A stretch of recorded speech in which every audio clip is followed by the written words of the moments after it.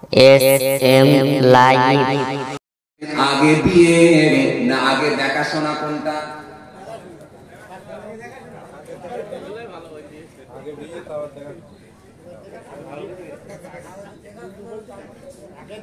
ঠান্ডা করে উত্তর দেন।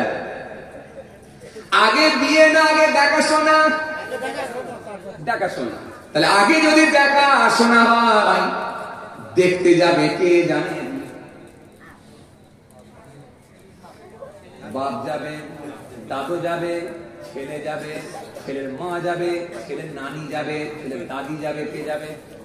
ছেলে 36টা বন্ধু যাবে, কে যাবে? 12টা বন্ধু কে যাবে?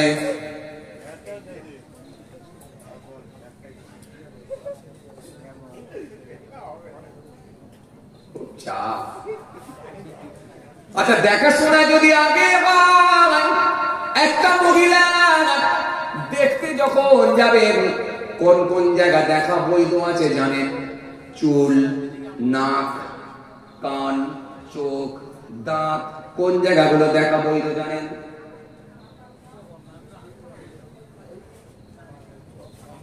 বিয়ে হলো লোক একটাও নেই নাকি? কেন তো দেয় নাকি?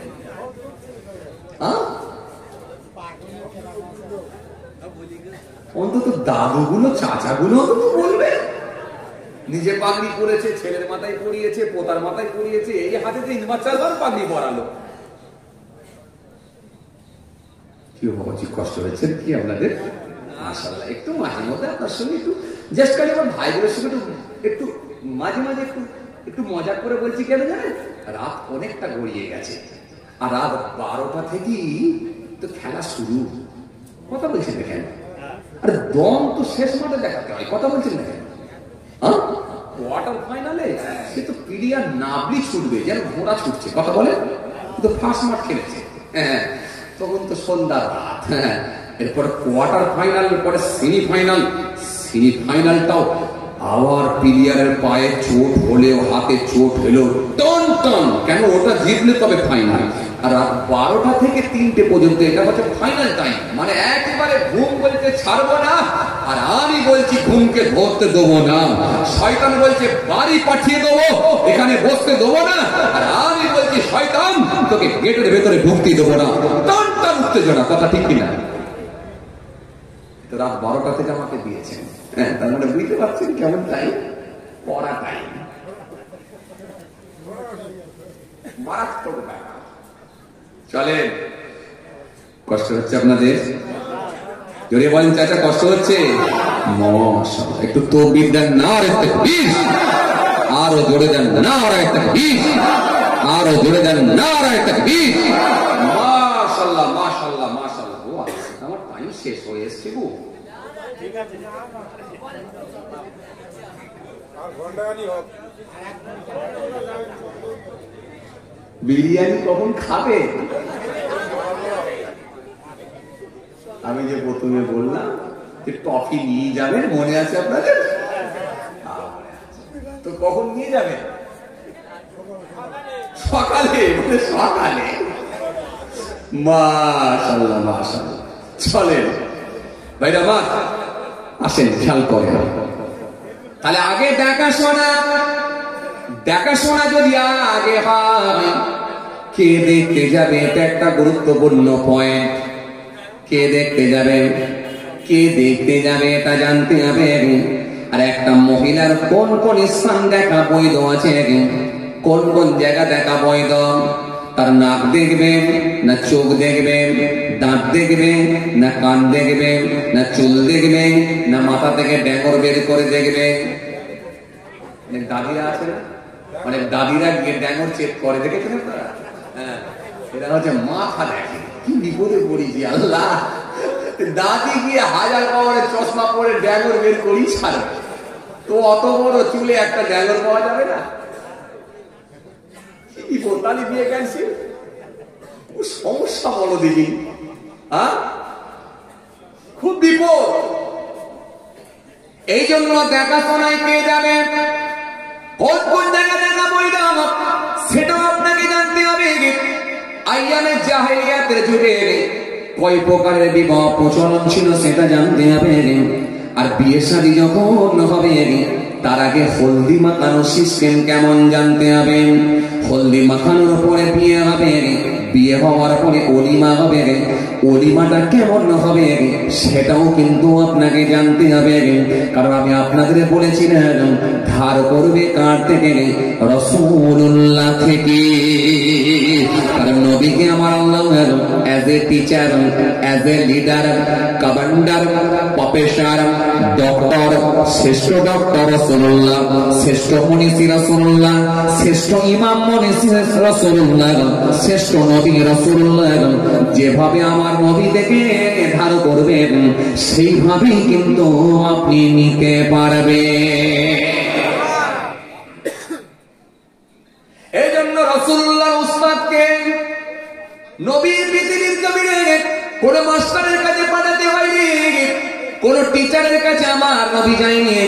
কেন? আমরা যে যত বড়ই পণ্ডিত হয় না কেন, যে যত বড়ই শিক্ষিত হই না কেন, আমাদের একটা করে মাস্টার থাকে, টিচার থাকেন। ওই টিচারের সামনে আমরা যখন যাই, টিচারকে দেখলে আসসালামু আলাইকুম কিংবা স্যার ভালো আছেন, একটু আমরা জোর সরো হয়ে যাই। আমাদের মধ্যে একটা আদব থাকে, একটা শিষ্টাচার থাকে। ছাত্র যত বড়ই শিক্ষিত হোক না কেন, কিন্তু এটা হলো আমার টিচার উস্তাদ। এখন নবীকে যদি পাঠানো হয় পৃথিবীর জমিনে কোন উস্তাদের কাছে, কোন মাস্টারের কাছে, কোন টিচারের কাছে, তাহলে টিচারের সম্মান নবীর উপরে চলে যাবে। এই জন্য আমার আল্লাহ বললেন পৃথিবীর জমিনে কোন মাস্টার লাগবে না, কোন টিচার লাগবে না, কোন মাস্টার লাগবে না, কোন উস্তাদ লাগবে না। নবীর উস্তাদ হলেন স্বয়ং আল্লাহ নিজে। জোরে হবে না? আরো জোরে হয় না? আল্লাহ বললেন আমার নবী কোনো কথা বলেন না, যেটা আমি আল্লাহ জানাই সেটাই আমার নবী মানুষের সামনে বলে দেয়। আরো জোরে বলেন, নবীকে আমার আল্লাহ জানাতেন ওহী দ্বারা।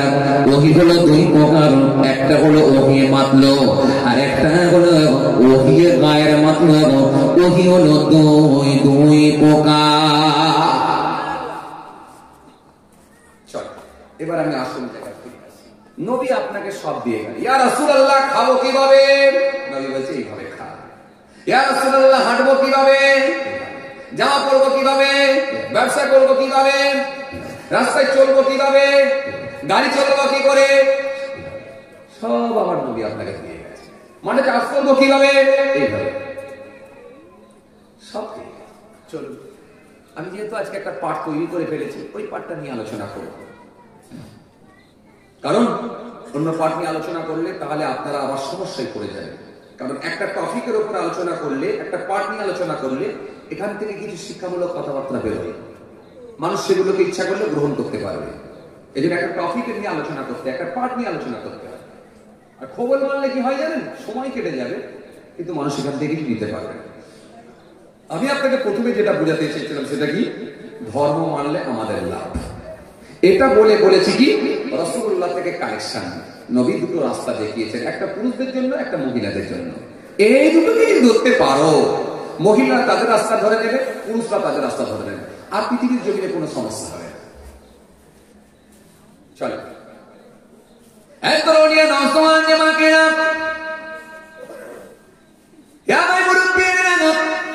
শরীরে কেটে দিল বাবা। তাহলে এক নম্বরে ছিল কি? নামাজ। মনে আছে তো আপনাদের? সে আগে ফিরে এসছি, কিন্তু হাদিস কিন্তু এখনো কমপ্লিট হয়নি। ভুলে গেলে হবে না। আমি এদিক ওদিক যাবো, আবার আসল রাস্তায় ফিরে আসবো। মাঝে মাঝে লোকাল রোড পাচ্ছি, কড লাইন পাচ্ছি, একটু যেতে হবে তো। পরিবেশগুলো কেমন আছে তুলে দেখাতে হবে না? আবার হাই রোড যদি ছেড়ে দিই তাহলে তো গন্তব্যস্থলে পৌঁছাবো কি করে? কি বিপদে পড়েছি বলো দেখি, ঘরে পৌঁছাবো কি করে? হাই রোড ছাড়বো। তাহলে এক নম্বরে ছিল কি? সালাত, নামাজ। সেই হাদিস মনে আছে আপনাদের?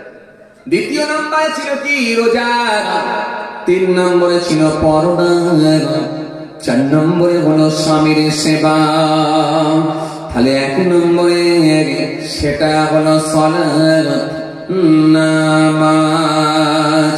এই নামাজ কাদের জন্য? কোন মহিলার জন্য? যে মহিলাগুলো নাবালিকা থেকে সাবালিকার খাতায় পদার্পণ করেছে, সেই মহিলাগুলোর জন্য সালাত নামাজ ফরজ হয়ে গেছে।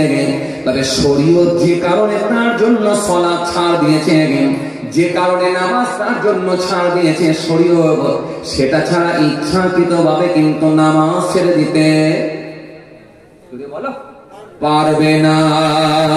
দ্বিতীয় নাম্বার, 2 নাম্বার, সেটা হলো রোজা। যে মহিলাগুলো নাবালিকা থেকে সাবালিকার খাতায় পদার্পণ করেছে, তাদের জন্য রোজা ফরজ হয়ে গেছে, কিন্তু রোজা সে ইচ্ছাকৃত ছাড়তে পারবে না। শরীয়ত যে কারণে তার জন্য রোজা ছাড় দিয়েছে, সেটা ছাড়া ইচ্ছাকৃতভাবে কিন্তু রোজা ছেড়ে দিতে পারবে না। 3 নাম্বার ছিল কি? পর্দা। মনে আছে সেই পর্দা? এই পর্দা, এটা ছিল 3 নাম্বার, যেটা খুব কঠিন জায়গা, সেনসিটিভ জায়গা, ডেঞ্জার জায়গা। এই পর্দার জায়গাটা মহিলারা মেনে নিতে পারে না। বাকি সব মেনে নিতে পারলেও কিন্তু পর্দার জায়গাটা মেনে নিতে পারে না। তবে পর্দা যে একদম করে না এটাও বলতে পারবো না।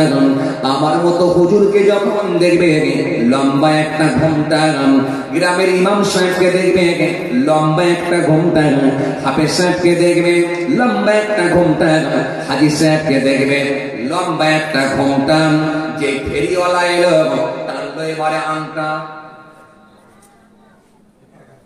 চাদরের দাম কত করে বাবা? এই মহিলা আছে না? কথা বলছেন না? আছে। পুকুরের পাড়ে বসে বসে দেখবে ইমাম সাহেবকে দেখলি বলছে ওইলো ইমাম সাহেব। কথা বলেন না কেন? আবার লোলো বলে, লোলো ওইলো ইমাম সাহেব। ইমাম সাহেবকে দেখবি লম্বা একটা ঘোমটা, আর ফেরিওয়ালা এলি টানলে এবারে আংটা, তখন নেই আর ঘোমটা, টেনে দিয়ে চাংটা। আচ্ছা আপনারাই বলেন, ইমাম সাহেবের জন্য কি আলাদা হুকুম আর ফেরিওয়ালার জন্য কি আলাদা হুকুম? এই জন্য আমি বলেছিলাম কি এই জায়গাটা খুব সেন্সিটিভ জায়গা, খুব ডেঞ্জার জায়গা। এই জায়গাটাকে যদি মা বোন বেটিরা বেঁচে যেতে পারে কোন টেনশন নাই।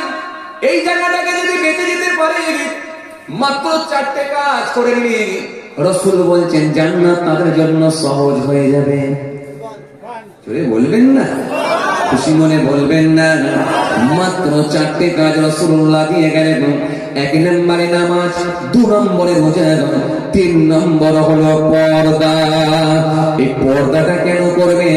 আল্লাহ বললেন শোনো শোনো হে মেয়ে মানুষেরা, তোমাদের সম্মান আমি আল্লাহ বানিয়ে দিয়েছি। রাসূলুল্লাহ হাদিসে বললেন দুনিয়া কুল্লুহা মাতাউন ওয়া খায়রু মাতা'আদ দুনিয়া আল মারআতুস সালিহা।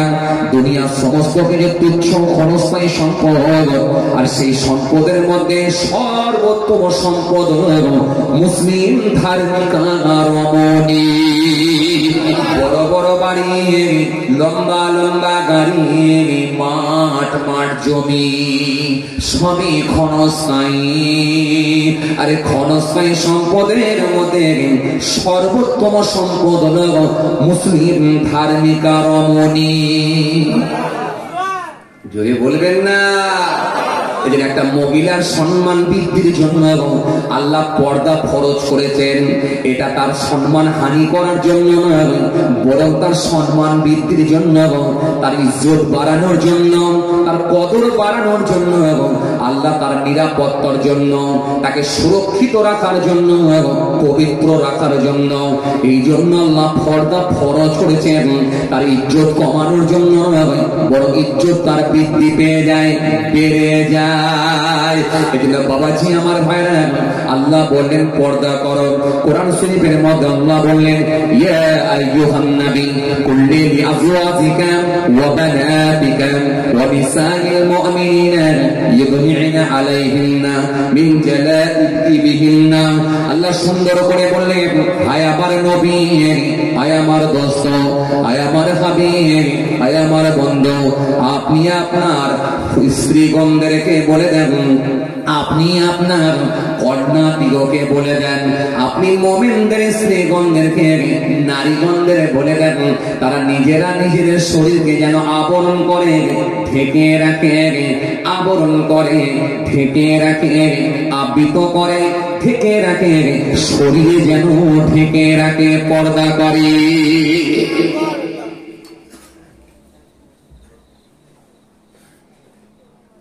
যত দামি খাবার খান না কেন, ওই খাবারে আপনার চাপা লাগাতে হবে। কথা বলছেন না কেন?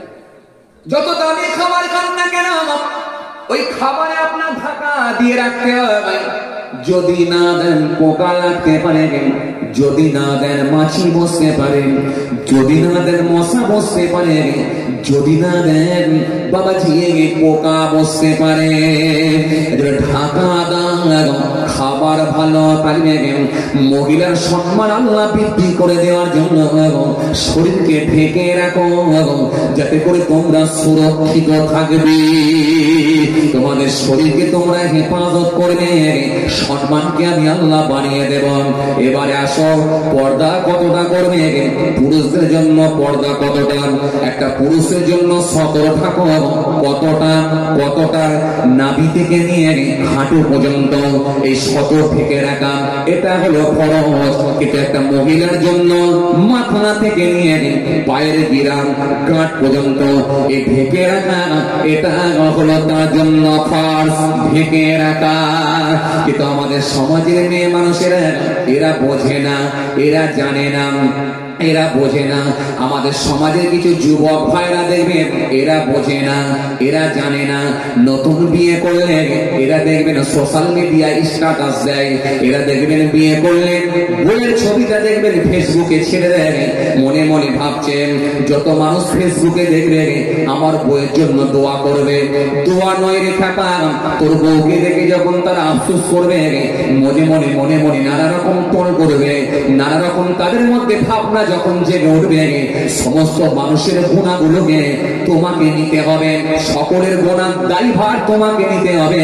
তুমি ফেসবুকে ছেড়ে তোমার বউকে দেখানো রাস্তা করে দিয়েছ। আমাদের সমাজে কিছু যুবকরা বোঝে না, এজন্য নতুন বিয়ে করলে এরা বউকে দেখবেন নেটের শাড়ি পরিয়ে নিয়ে দিয়ে দেয়। বাবাজি আমার ভাইয়েরা, নেটের শাড়ি পরিয়ে দেখবেন নানার বাড়ি নিয়ে যায়, মামার বাড়ি নিয়ে যায়, নেটের শাড়ি পরায়। আর নিজের মাকে দেখবেন 80 বছরের মা, যার দিকে কেউ তাকাবে না, চামড়াটা গড়িয়ে গেছে, দাঁতগুলো সব ভেঙে গেছে, থুতু ফেলতে গেলে গাল দিয়ে গড়িয়ে যাচ্ছে, তাকে একটা বোরখা পরিয়ে দিয়ে বলছে হেঁটে হেঁটে চল।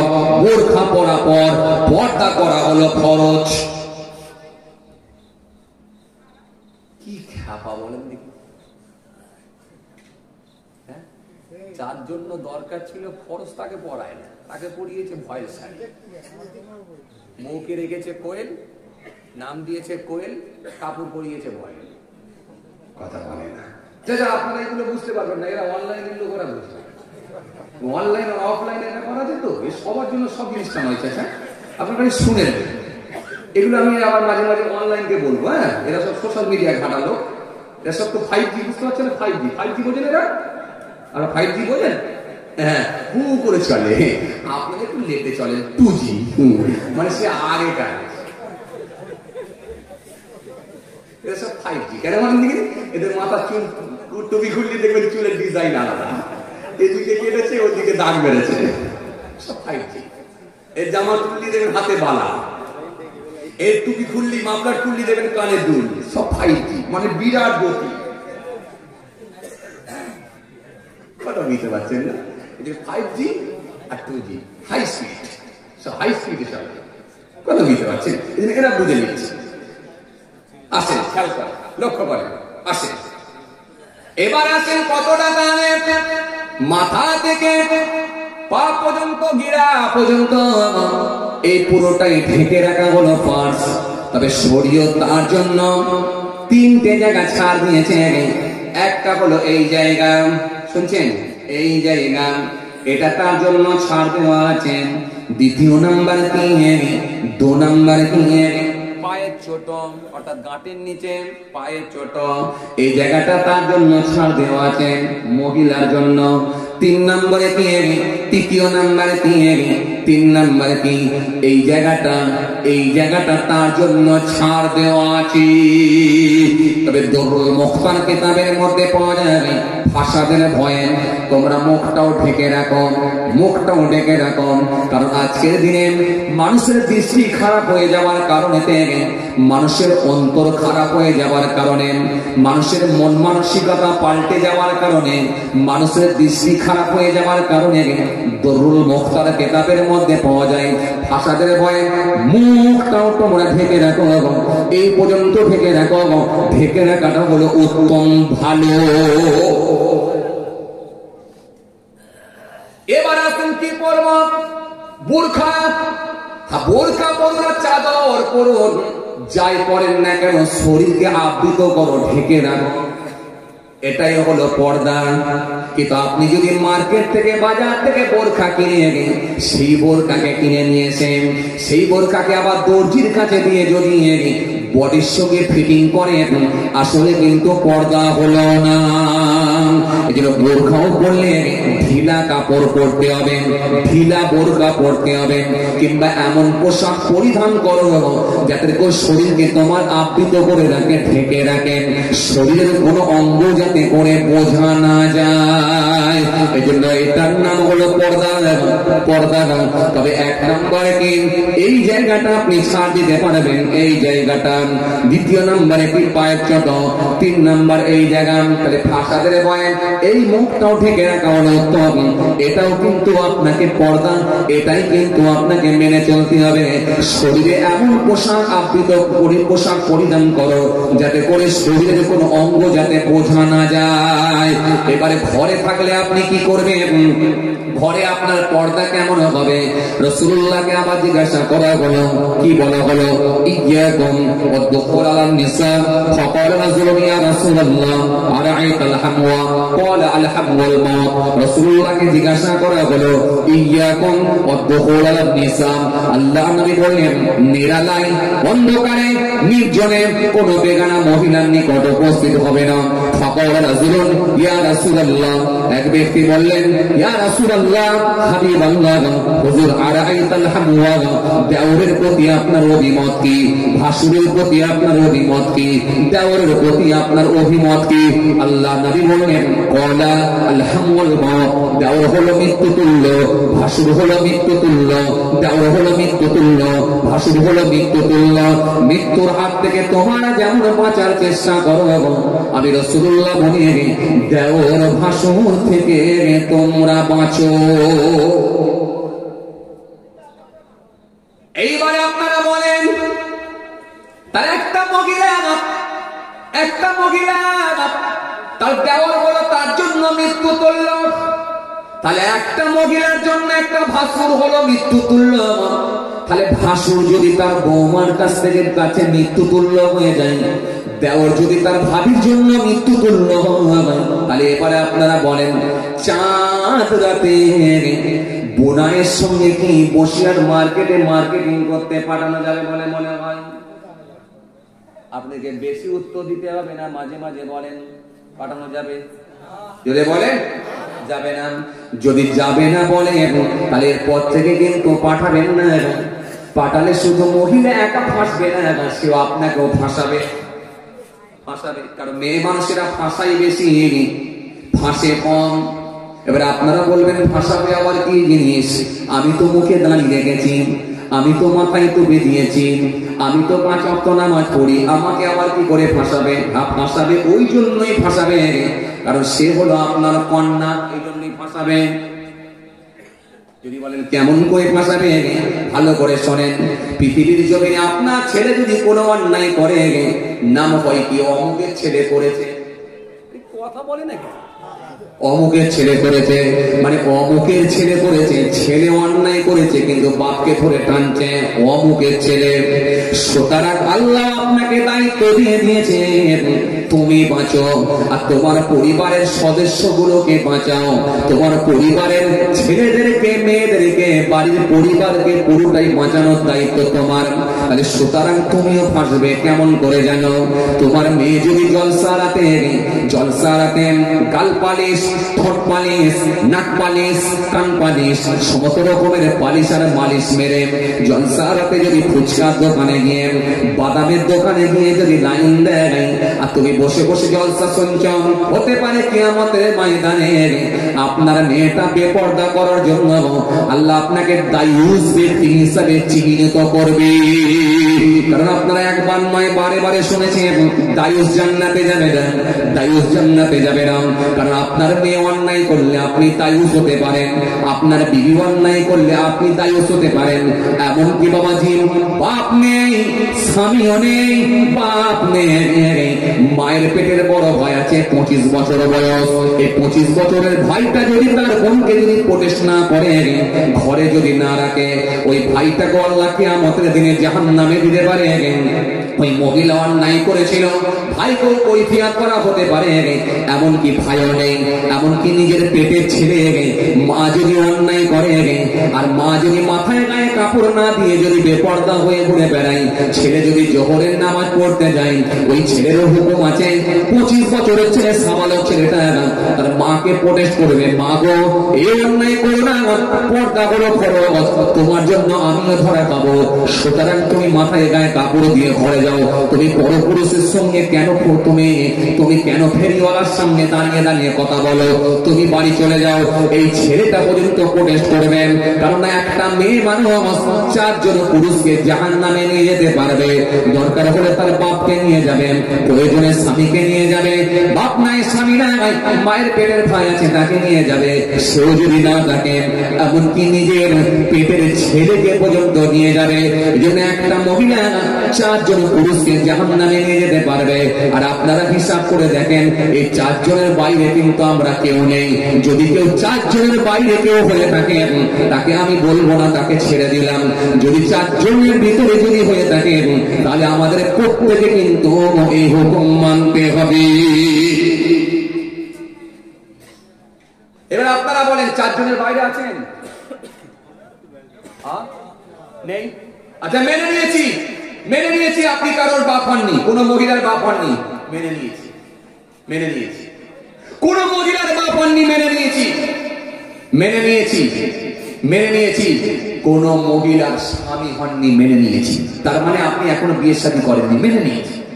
আচ্ছা কোন মহিলার ভাইও হননি, আপনি মেনে নিয়েছি, বাপের একটাই ছেলে, মেনে নিয়েছি। কোন মহিলার পেটে সন্তান আপনি হয়েছেন, এটাও কিন্তু মেনে নেওয়া যাবে না, এটা হয়েছে। এই বাসে আছেন, এর বাইরে আছেন, আর কথা বলেন না কেন? বাইরে আছেন, একটা কেউ নেই, বলেন কেউ আছেন তো বলেন আমাকে। এই জন্য 4 জনকে জাহান্নামে নিয়ে যেতে পারবে কে? একটা মহিলা। আসেন, এইবারে মহিলাকে ঘরের মধ্যে থাকতে হবে। কে বলেছে ঘরের মধ্যে থাকবে? না না না না না না, প্রয়োজনে সে পর্দার মধ্য দিয়ে নানার বাড়ি যাবে, খালার বাড়ি যাবে, মামার বাড়ি যাবে, প্রয়োজনে ফুকুর বাড়ি যাবে। বাড়িতে যদি কোনো পুরুষ মানুষ না থাকে, সন্তান যদি না থাকে, স্বামী যদি না থাকেন, প্রয়োজনে জ্বর হয়েছে, নিজে ওষুধের দোকানে গিয়ে ওষুধ কিনে নিয়ে আসবে, সেটাও কিন্তু পর্দার মধ্য দিয়ে যাবে। যদি পর্দার মধ্য দিয়ে গিয়ে নিজের শরীরকে যদি বাঁচিয়ে রেখে চলতে পারে, এটার নাম হলো পর্দা। কেন মহিলাকে পর্দার মধ্যে থাকতে হবে? কেন? ইজ্ঞাকুম ওয়াদখুলা নিসা ফাকাল রাজুলুন ইয়া রাসূলুল্লাহ আরাআইতাল হামওয়া ক্বালা আল হামওয়াল মাউত। রাসূলুল্লাহ সুন্দর করে বলেছেন, আবার বললেন কি, আল মারআতু আওরাতুহু ফাইযা খরাজাত ইসতাসরাফা শাইতান। আল মারআতু আওরাতুহু ফাইযা খরাজাত ইসতাসরাফা শাইতান। মহিলা হলো গোপনীয় বস্তু। মহিলা যখন বাহির হয়, পুরুষদের চোখে শয়তান তাকে আকৃষ্ট করিয়া দেখায়। মহিলা হলো গোপনীয় বস্তু। মহিলা যখন বাহির হয়, পুরুষদের চোখে শয়তান তাকে আকৃষ্ট করিয়া দেখায়। এজন্য মহিলাকে ইচ্ছা করলে বাইরে যেতে পারবে না, প্রয়োজনে যাবে, বাকি সময় কিন্তু নিরাপদ জায়গায় থাকবে, শরীরকে আবরণ করবে, ঢেকে রাখবে। বলতে পারেন না সুবহানাল্লাহ? কথা বুঝতে পারছেন? হ্যাঁ, তাহলে এটা মেনে নিলে ফায়দা আছে, অ্যাক্সিডেন্ট হবে না। কে দিয়ে গেলেন? রাসূলুল্লাহ দিয়ে গেলেন। মেনে নিলে ফায়দা, আর না মানলে কি হবে? রোড অ্যাক্সিডেন্ট হবে, সংঘর্ষ হবে, গোলমাল হবে, পৃথিবীর জমিনে অন্যায় বেড়ে যাবে, বাপের মান সম্মান নষ্ট হবে। আজকে দেখবেন পৃথিবীর জমিনে যত নারী নির্যাতন হচ্ছে, যত অশ্লীল পরিবেশ তৈরি হচ্ছে, যত নোংরামো বেড়ে যাচ্ছে, যত রেপ হচ্ছে, যত রকমের অবৈধ সম্পর্ক তৈরি হচ্ছে, এর পেছনে প্রথম কারণ সেটা হলো বেপরদা। কথা বলছেন না? বেপরদা। এই জন্য একটা মহিলা যদি পর্দার মধ্য দিয়ে বোরকা পরে, হিজাব পরে, সে যদি ঢিলা পোশাক পরে যদি যায়, একটা পুরুষ কিন্তু তার দিকে দৃষ্টি দেয় না, বরং একটা পুরুষ যখন ওই মহিলার দিকে দৃষ্টি দেয় যখন সে নোংরা পোশাক পরিধান করে, সে যখন গেঞ্জি প্যান্ট পরে ইত্যাদি ইত্যাদি এরকম অশ্লীল পোশাক যখন পরে রাস্তা দিয়ে যায়, তখনই দেখেন পুরুষের দৃষ্টি তার দিকে পড়ে। এই জন্য এই পর্দাটা আল্লাহ বললেন তোমাদের জন্য ফরজ করা হয়েছে, এই জন্য যাতে করে তোমরা সুরক্ষিত থাকো, যাতে করে তোমাদের দেহটাকে তোমরা হেফাজত করতে পারো, স্বামীর বাড়ি পর্যন্ত তোমরা নিরাপদে পৌঁছে যাবে।